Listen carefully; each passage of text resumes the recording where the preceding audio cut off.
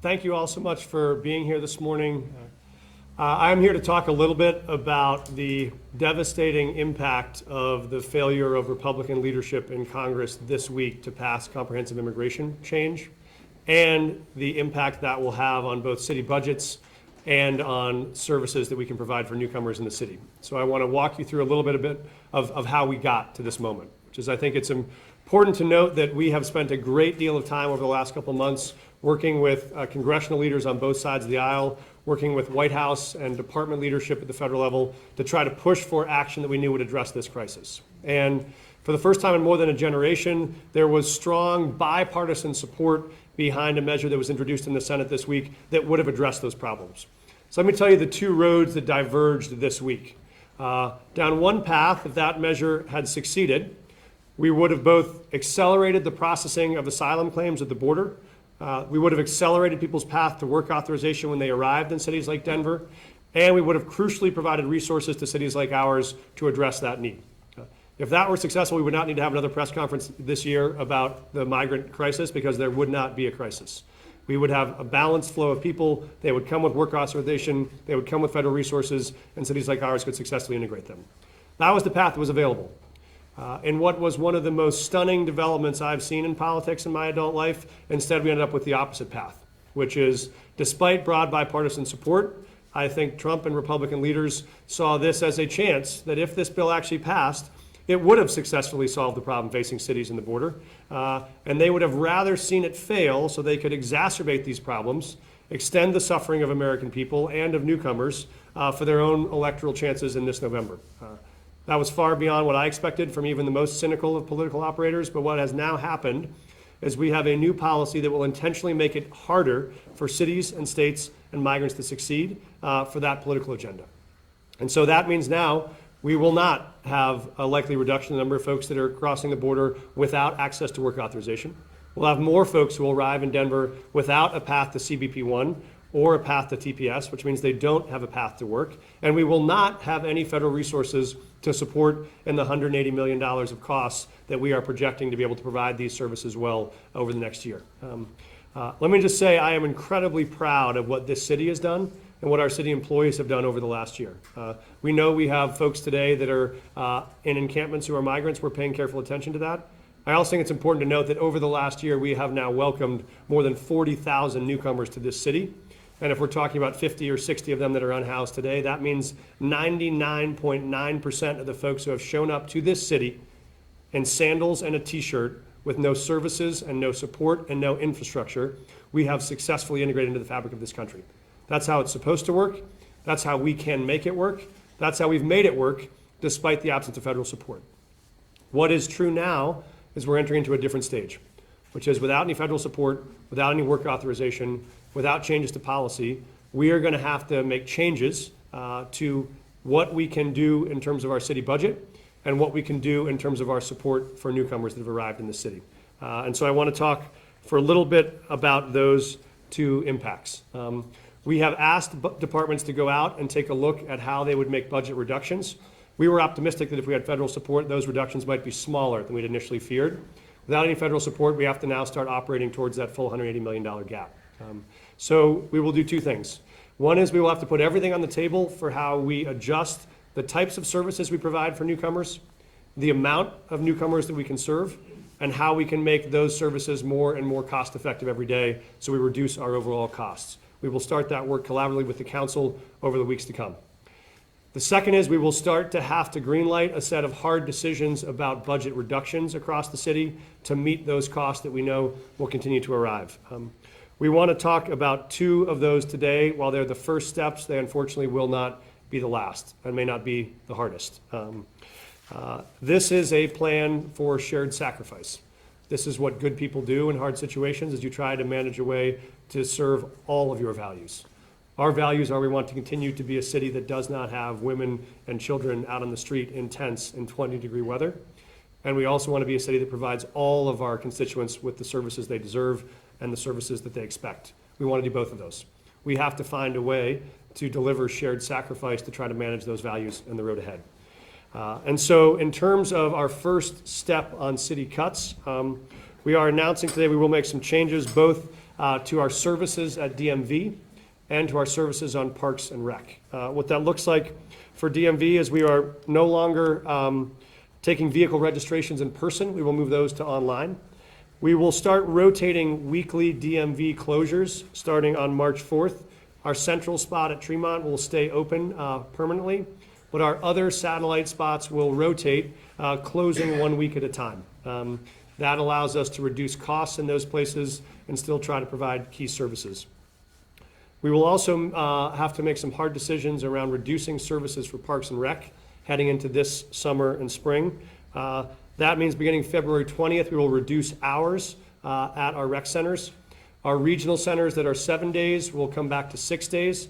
Those sites that are 6 days will stay at 6 days, but will reduce hours. I want to name, and Council President has been a key voice for this.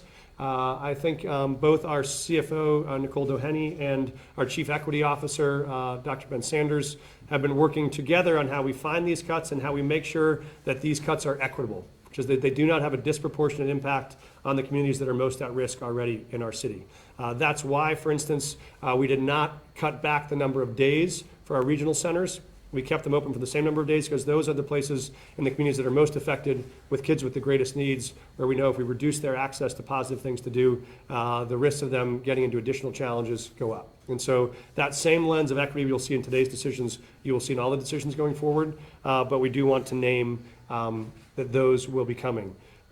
I will give us some time. We'll also have to reduce our summer programming by about 25% across our parks program. And we will have to make the decision not to plant our annual flower beds that we would start planting this spring. Joelyn and his team at Parks and Rec have done a fantastic job with this. They're here to answer questions. Let me close by saying two things.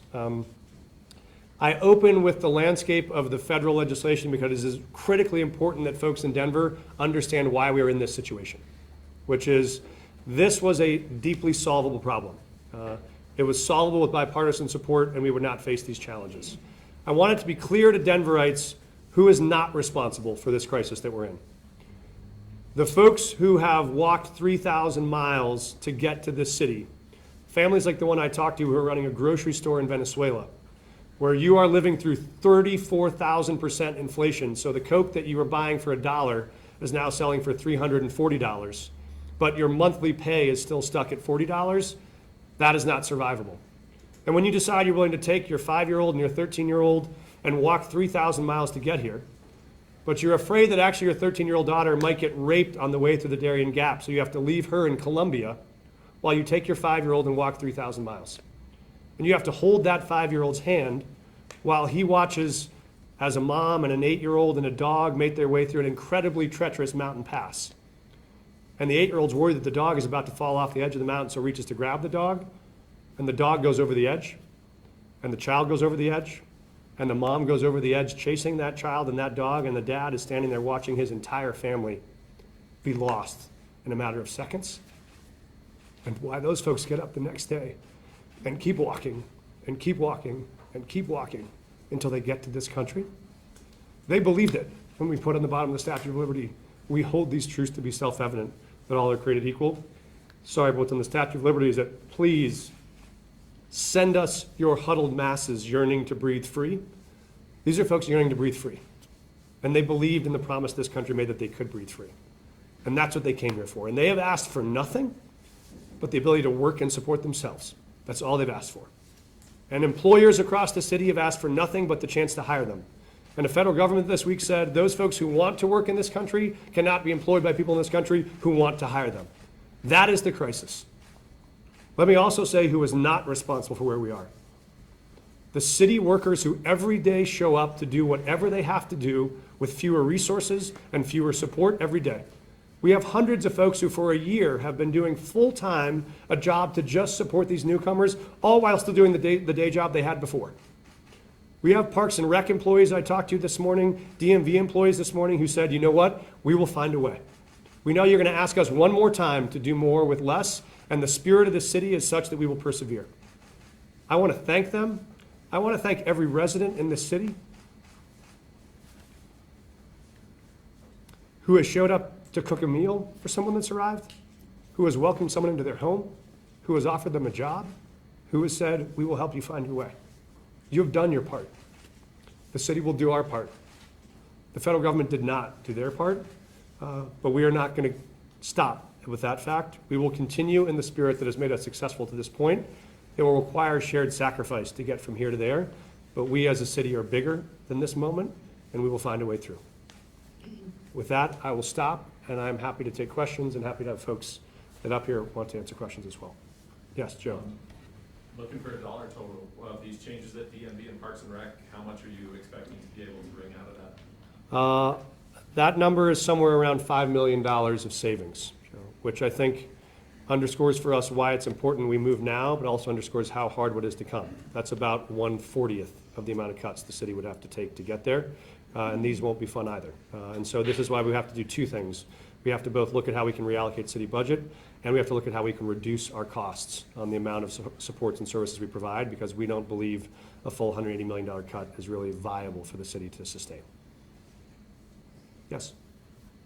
How long are these cuts going to be in place for, and will we see more, and when might we know that? So we are planning for the entire 2024 budget, so we believe we have to make it through this entire year, and so these changes will be in effect until we can get back to a balanced budget. We think it will take us the 2024 year.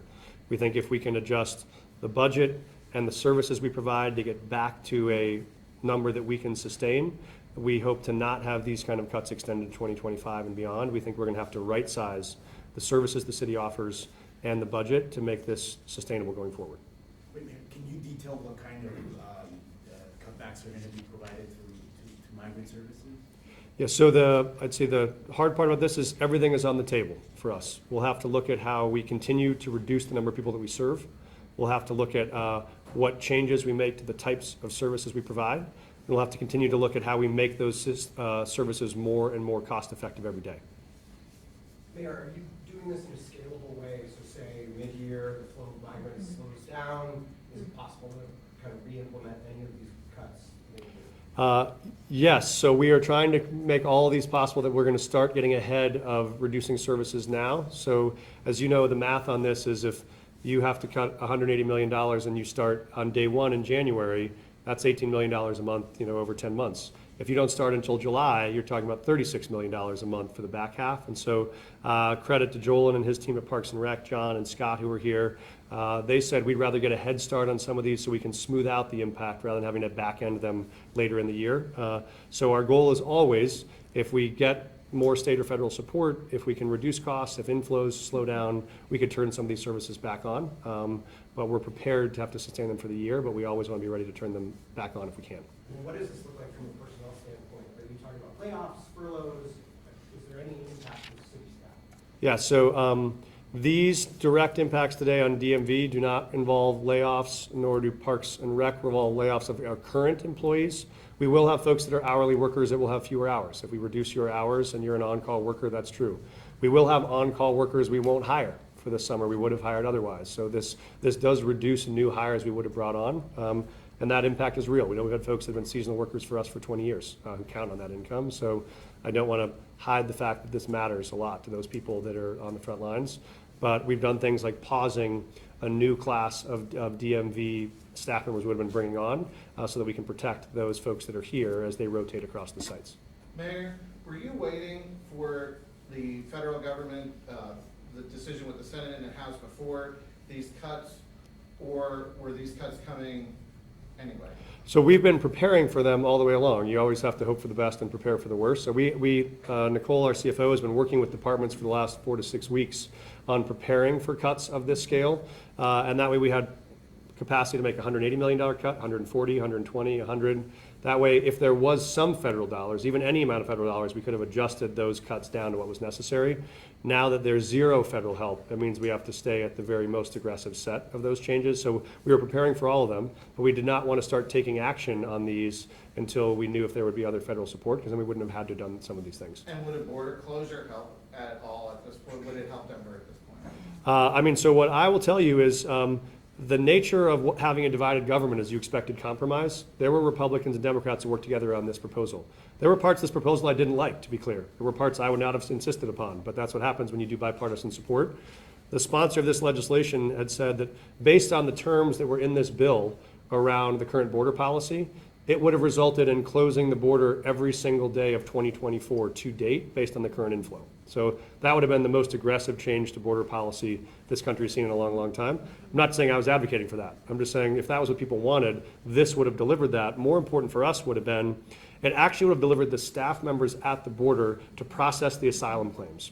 The reason why the system doesn't work right now is it'd be like 10,000 people showing up at the DMV every day with one employee. Right now, 10,000 people cross. They have asylum claims they want to have heard. There's no staff to hear them.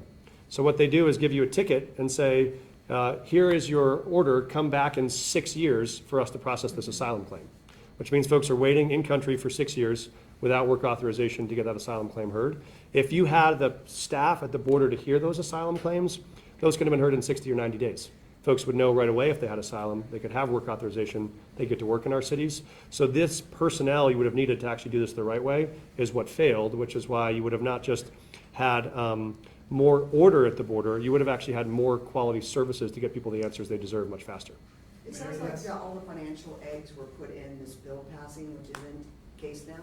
Have you been told that there is no money coming for Denver and its So we've been in regular touch with the White House, with congressional leaders on both sides of the aisle. I think the challenge was there's a lot that can be done through executive order. If you remember, we pushed in July for the Secretary of Homeland Security to establish temporary protected status for Venezuelans so they could work. He did do that. That was why we had so many folks who arrived in July and August and September who could get right to work. As that ran out and you saw more and more desperation of folks in November and December this year who ended up in encampments, it was because they'd run out of work authorization. So that was executive action that helped us. You also have seen in the last week that executive action caused the House Republicans to try to impeach the Director of Homeland Security for that action. So we know they paid a political cost for it. But we will keep pushing on more executive action that could help on work authorization. This was a supplemental financial bill, and so there is no money coming without legislation. There could be executive order action we would push for, but the money was tied to the supplemental. Can I add to that? Please. Mayor? I'm Council President Jamie Torres. One of the things that is also a reality, money that's been promised to Denver still has not been received, and that was awarded last spring. So we also know that it's a slow process for the city to even receive reimbursement funding. The other piece, and to your question there about whether or not a border closure would have made a difference, the number of folks that cities around the country have been receiving, it is incongruent to the kind of work that needs to be done in those cities without work authorization. We met just this morning and heard a story from one of the representatives in our state legislature. He has an employer with a construction company who is looking right now for 300 employees to be able to build throughout the state, and he can't fill any of them. And he can't fill them with this population either, even though they desperately want those jobs. And so this incongruency is the difficulty that not just Denver is going to face, but every single city in our community is going to be impacted by. Mayor?